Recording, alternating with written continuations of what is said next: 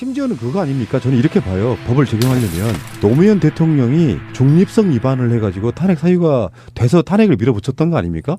그런데 그것 헌재에서 봤을 때는 대통령의 자리를 내려놔야 할 정도로 중대 사유가 아니라고 그래서 그것을 기각시킨 거거든요. 그러니까 마찬가지로 법률적으로 형사적인 모든 건 다 지워야 된다고 생각해요.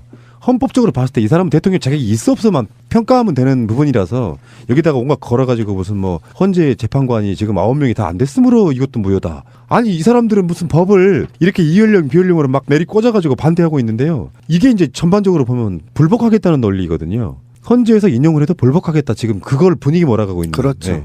계속 명분 쌓게 하고 있는 거예요. 아스팔트 피바다. 네. 대통령을 탄핵을 부결을 시켜보질 않나, 사상 초유의 정당을 해산시켜버리질 않나, 또 그 탄핵을 인용시켜서 또 탄핵을 시켜보질 않나, 이 여러 가지 세계 그 어떤 법학사의 길이 남을 판례들을 우리나라가 여기저기서 만들고 있네요. 진짜. 그러니까 이제 헌법재판소가 없는 나라도 많고 있는 나라가 그렇게 많지 않아요. 미국도 헌법재판소가 없죠. 대법원에서 하는 것이고요. 그래서 사실 헌재 입장에서는 그렇다라고 해요. 우리나라의 그 헌법 재판소 87 체제 이후에 나온 그 헌법 재판소가 탈모범이 된다는 거야. 자기들 말로는 앞서 나간다는 거지. 원래 의사도요. 수술 많이 한 놈이 장땡이에요. 전 세계적으로 우리나라에 위암 수술이 되게 많아서 위암 수술 한국에서 왔다 그러면 왔다다 이런 식으로 이런 다 이상 야릇한 사건이 워낙에 많아서 한국의 헌재라고 하면 굉장히 앞서 나가는 거를 본다는 거야. 여러 케이스를 상대했으니까. 그런데 지금 헌재가 이번 판에도 이제 지난번에 그 통합진보당 해산처럼 정말 이런 말도 안 되는 짓거리를 만약에 하게 된다면 그 헌재는 있을 이유가 없다는 것으로 국민의 심판을 받게 되는 거죠. 거기에 국제사법재판소라니, 이게 무슨 우리나라 대통령이 헛짓거리 한 거에 대해서 외국 애들을 보러 판단해달라고 이걸 얘기해야 되나? 그럼 뭐 부끄러운 걸 모르는 거야 뭐야 이런 것들은. 국제사법재판소는요 정말 정권의 탄압을 받는 양심수라든가 이런 사람들이 국제사법재판소에다가 이거를 이제 청원하는 경우가 있죠. 가령 예전에 무슨 인혁당 사건이라든가 이런 경우에 국제사법재판소 얘기가 나오는 거예요. 그런데 지금 최순실이 막 끌려가면서 막 이건 민주주의도 아니야 말하고 하면서 무슨 민주투사 코스프레를 한 것처럼 정말 이 헛웃음을 금치 못할 일이에요. 이 사람들이 국제사법재판소 이야기를 한다는 거는. 그러니까 할 수 있는 모든 저항은 저들은 다 하고 있는 것이고, 이것이 아까 권 PD가 얘기한 탄핵 인용 이후에 불복의 정당성을 확보하기 위한, 또는 그들만의 폭력적인 집회나 폭력적인 테러를 정당화시키기 위한 하나의 이념이다, 이렇게 보시면 되는 거예요. 밑밥 깔아놓는 수준이지. 이건 뭐 갈 수도 없어요. 안건도 아닙니다. 자, 그런데 선고 직후에 박근혜는 어떻게 할까요? 그 얘기를 한번 잠깐만 해볼게요. 규정이 없어서 지금 우리도 헷갈리는 거예요. 예를 들면 첫 번째.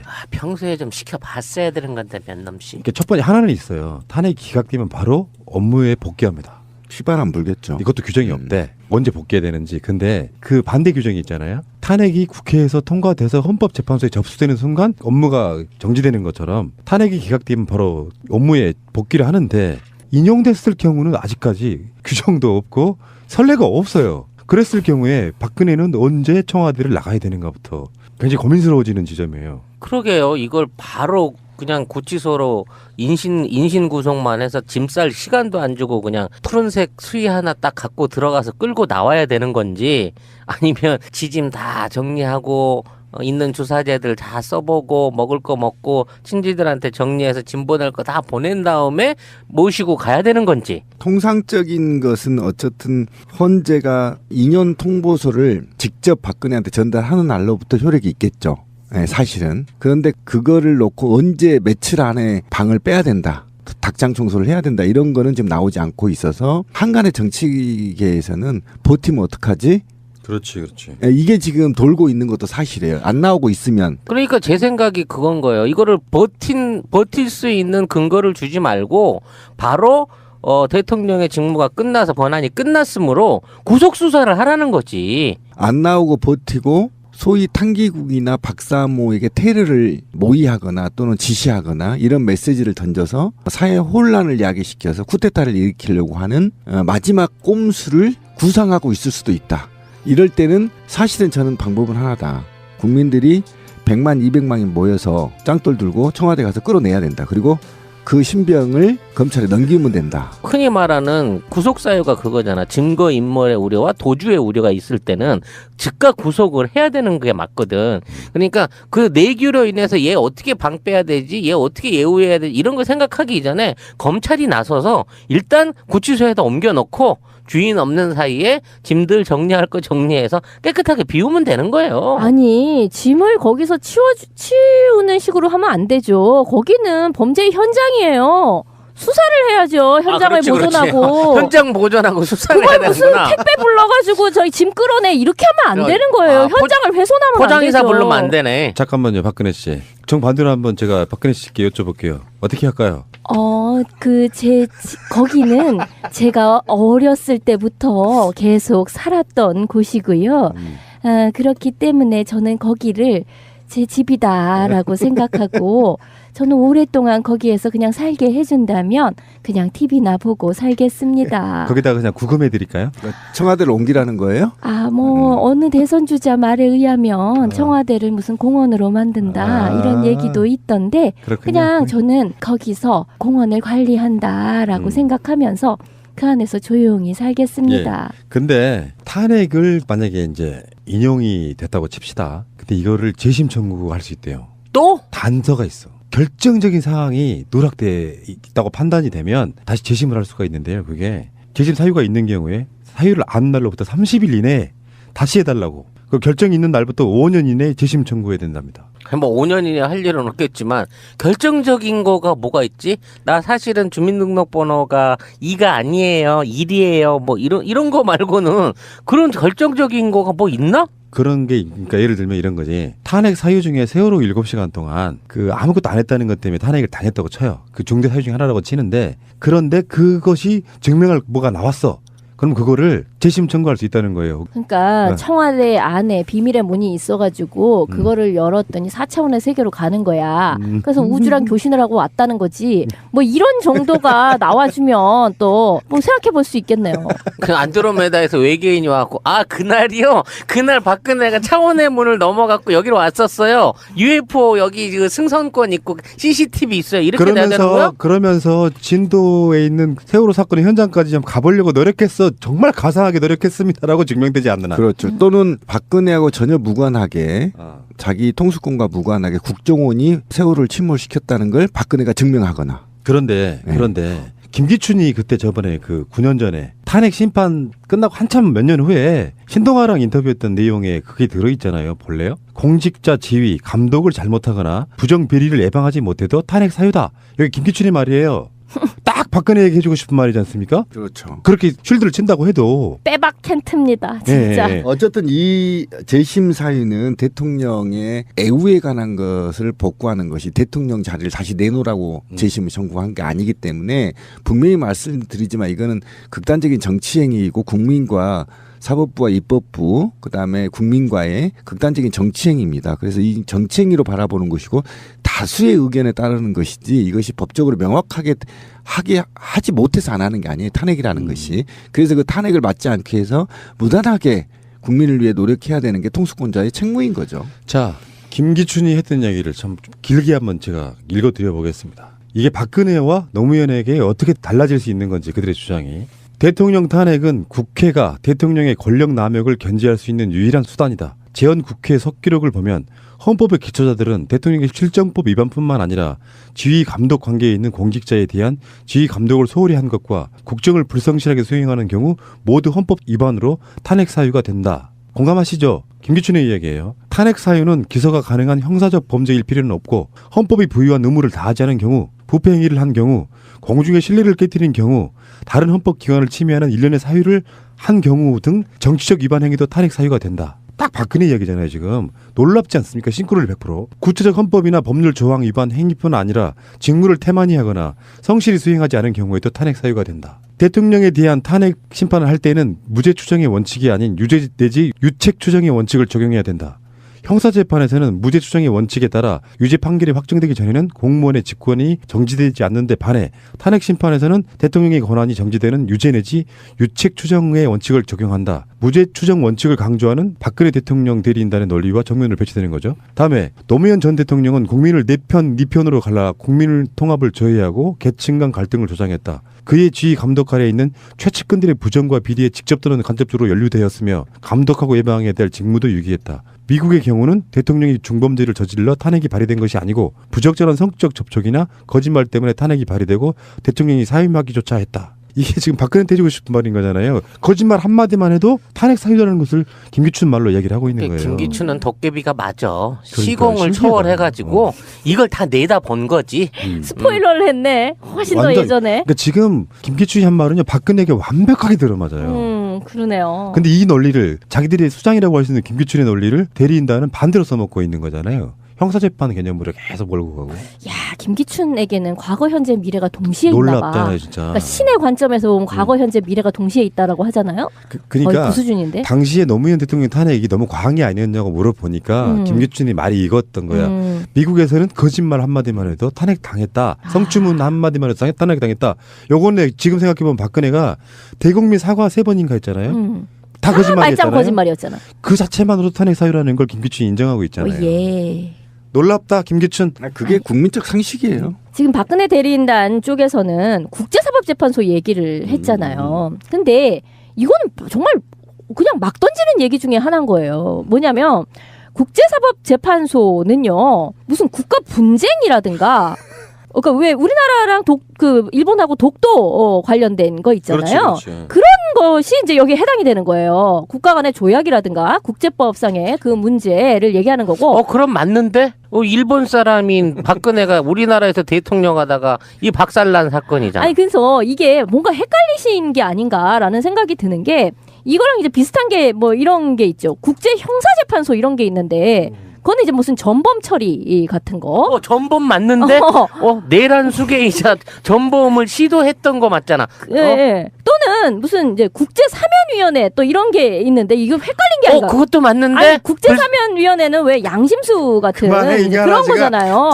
이거 불쌍하고 어려운 시기를 겪었던 신데렐라 같은 이 여인을 사면해주자는 차원에서 해볼 만한데? 그러니까 나는 이 사람네들이 지금 국제사법재판소를 막 급하니까 막 던졌는데 이게 국가 간 분쟁에 해당되는 이야기인가? 이 사람은 무슨 말하자면 자기는 왕국이야. 그렇죠. 탕기국 국가잖아. 탕기국.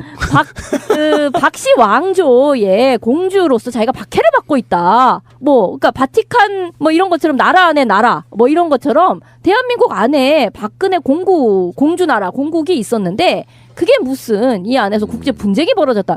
이렇게 생각을 하는 건지. 근데 만약에 국제사법재판소가 이 탄핵 인용 기각에 대해서 다룬다면 그게 뭐가 된 줄 아세요? 뭐가? 내정 간섭이에요. 큰일 납니다. 그게 있을 수가 없어요. 그래서 제가 아까 고려 가치가 없다라는 거예요. 이걸 제소할 수가 없어요. 그러니까 한 나라 대 한 나라의 내란적 상황으로 본다. 이렇게 되는 그렇지. 거잖아. 이게 그게 내정 간섭이 돼버리는 거예요. 제가 알기에는 대표적인 가짜뉴스인데 가짜뉴스예요.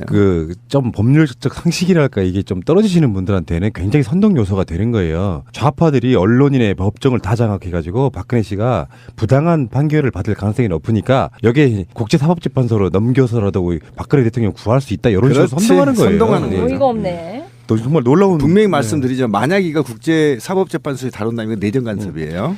자 어쨌든 간에 이번 주에는 거의 한 70% 이상은 탄핵 결과가 나올 거라고 보는데 가슴 떨리고요. 여러분도 마치 그렇지 않습니까? 굉장히 떨리고 국민의 민심에 반하는 판결이 저는 나올 거라는 생각은 전혀 안 하지만 혹시나 해서라도 우리 어떤 마음가짐을 좀 단단하게 했으면 좋겠다라는 생각이 듭니다. 그렇죠. 지금부터는 계속 긴장하고 매일 집회에 나오시고 어쨌든 퇴진 행동의 홍보에 따라 국민들이 좀 직결할 때 많이 나와 주셔야 됩니다. 100만 200만씩 모일 때 찍소리 못하던 자들이 시간이 지나면서 촛불을 폄훼하는 게 있잖아요. 진짜 촛불은 어쩌면 탄핵 인용된 후가 될지도 모르겠다 이 생각을 해봐요. 어느 날 갑자기 탄핵 인용되니까 사람들 한 명도 안 나와. 그러면 그들 거의 내란 상태로 몰고 가지 않을까 이렇게 생각을 해요. 그렇죠. 시계에서는 버티면 어떡하지? 그렇지. 이게 지금 돌고 있는 것도 사실이에요. 안 나오고 있으면. 그러니까 제 생각이 그건 거예요. 이거를 버틸 수 있는 근거를 주지 말고 바로 대통령의 직무가 끝나서 권한이 끝났으므로 구속 수사를 하라는 거지. 안 나오고 버티고 소위 탄기국이나 박사모에게 테러를 모의하거나 또는 지시하거나 이런 메시지를 던져서 사회 혼란을 야기시켜서 쿠데타를 일으키려고 하는 마지막 꼼수를 구상하고 있을 수도 있다. 이럴 때는 사실은 저는 방법은 하나다. 국민들이 100만, 200만이 모여서 짱돌 들고 청와대 가서 끌어내야 된다. 그리고 그 신병을 검찰에 넘기면 된다. 흔히 말하는 구속사유가 그거잖아. 증거인멸의 우려와 도주의 우려가 있을 때는 즉각 구속을 해야 되는 게 맞거든. 그러니까 그 내규로 인해서 얘 어떻게 방패해야 되지, 얘 어떻게 예우해야 되지, 이런 걸 생각하기 이전에 검찰이 나서서 일단 구치소에다 옮겨놓고 주인 없는 사이에 짐들 정리할 거 정리해서 깨끗하게 비우면 되는 거예요. 아니 짐을 거기서 치워주. 뭐야 이런 것들은. 국제사법재판소는요 정말 정권의 탄압을 받는 양심수라든가 이런 사람들이 국제사법재판소에다가 이거를 이제 청원하는 경우가 있죠. 가령 예전에 무슨 인혁당 사건이라든가 이런 경우에 국제사법재판소 얘기가 나오는 거예요. 그런데 지금 최순실이 끌려가면서 이건 민주주의도 아니야 말하고 하면서 무슨 민주투사 코스프레를 한 것처럼 정말 이 헛웃음을 금치 못할 일이에요. 이 사람들이 국제사법재판소 이야기를 한다는 거는. 그러니까 할 수 있는 모든 저항은 저들은 다 하고 있는 것이고 이것이 아까 권 PD가 얘기한 탄핵 인용 이후에 불복의 정당성을 확보하기 위한 또는 그들만의 폭력적인 집회나 폭력적인 테러를 정당화시키기 위한 하나의 이념이다 이렇게 보시면 되는 거예요. 밑밥 깔아놓는 수준이지. 이건 뭐 갈 수도 없어요. 안건도 아닙니다. 자, 그런데 선고 직후에 박근혜는 어떻게 할까요? 그 얘기를 한번 잠깐만 해볼게요. 규정이 없어서 지금 우리도 헷갈리는 거예요. 그렇게 많지 않아요. 미국도 헌법재판소가 없죠. 대법원에서 하는 것이고요. 그래서 사실 헌재 입장에서는 그렇다라고 해요. 우리나라의 그 헌법 재판소 87 체제 이후에 나온 그 헌법재판소가 탈모범이 된다는 거야. 자기들 말로는 앞서 나간다는 거지. 원래 의사도요 수술 많이 한 놈이 장땡이에요. 전 세계적으로 우리나라에 위암 수술이 되게 많아서 위암 수술 한국에서 왔다 그러면 왔다다 이런 식으로 이런 다 이상 야릇한 사건이 워낙에 많아서 한국의 헌재라고 하면 굉장히 앞서 나가는 거를 본다는 거야. 여러 케이스를 상대했으니까. 그런데 지금 헌재가 이번 판에도 이제 지난번에 그 통합진보당 해산처럼 정말 이런 말도 안 되는 짓거리를 만약에 하게 된다면 그 헌재는 있을 이유가 없다는 것으로 국민의 심판을 받게 되는 거죠. 거기에 국제사법재판소라니 이게 무슨 우리나라 대통령이 헛짓거리 한 거에 대해서 외국 애들을 보러 판단해달라고 이걸 얘기해야 되나? 그럼 뭐 부끄러운 걸 모르는 거. 예를 들면 첫 번째. 평소에 좀 시켜봤어야 되는 건데 몇 놈씩. 이렇게 첫 번째 하나는 있어요. 탄핵이 기각되면 바로 업무에 복귀합니다. 피발 안 불겠죠. 이것도 규정이 없대. 언제 복귀해야 되는지. 근데 그 반대 규정이 있잖아요. 탄핵이 국회에서 통과돼서 헌법재판소에 접수되는 순간 업무가 정지되는 것처럼 탄핵이 기각되면 바로 업무에 복귀를 하는데 인용됐을 경우는 아직까지 규정도 없고 선례가 없어요. 그랬을 경우에 박근혜는 언제 청와대를 나가야 되는가부터 굉장히 고민스러워지는 지점이에요. 그러게요. 이걸 바로 그냥 구치소로 인신 구속만 해서 짐 쌀 시간도 안 주고 그냥 푸른색 수위 하나 딱 갖고 들어가서 끌고 나와야 되는 건지 아니면 지짐 다 정리하고 있는 주사제들 다 써보고 먹을 거 먹고 친지들한테 정리해서 짐 보낼 거 다 보낸 다음에 모시고 가야 되는 건지. 통상적인 것은 어쨌든 헌재가 2년 통보서를 직접 박근혜한테 전달하는 날로부터 효력이 있겠죠. 네, 사실은. 그런데 그거를 놓고 언제 며칠 안에 방을 빼야 된다. 닭장 청소를 해야 된다. 이런 거는 지금 나오지 않고 있어서 한간의 정치. 심지어는 그거 아닙니까? 저는 이렇게 봐요. 법을 적용하려면 노무현 대통령이 중립성 위반을 해가지고 탄핵 사유가 돼서 탄핵을 밀어붙였던 거 아닙니까? 그런데 그것 헌재에서 봤을 때는 대통령의 자리를 내려놔야 할 정도로 중대 사유가 아니라고 해서 그것을 기각시킨 거거든요. 그러니까 마찬가지로 법률적으로 형사적인 모든 건 다 지워야 된다고 생각해요. 헌법적으로 봤을 때 이 사람은 대통령 자격이 있어 없어만 평가하면 되는 부분이라서 여기다가 온갖 걸어가지고 무슨 뭐 헌재 재판관이 지금 9명이 다 안 됐으므로 이것도 무효다. 아니 이 사람들은 무슨 법을 이렇게 이연령 비연령으로 막 내리 꽂아가지고 반대하고 있는데요. 이게 이제 전반적으로 보면 불복하겠다는 논리거든요. 헌재에서 인용을 해도 불복하겠다. 지금 그걸 분위기 몰아가고 있는. 그렇죠. 네. 계속 명분 쌓게 하고 있는 거예요. 아스팔트 피바다. 네. 대통령을 탄핵을 부결을 시켜보질 않나, 사상 초유의 정당을 해산시켜버리질 않나, 또 그 탄핵을 인용시켜서 또 탄핵을 시켜보질 않나, 이 여러 가지 세계 그 어떤 법학사의 길이 남을 판례들을 우리나라가 여기저기서 만들고 있네요, 진짜. 그러니까 이제 헌법재판소가 없는 나라도 많고 있는 나라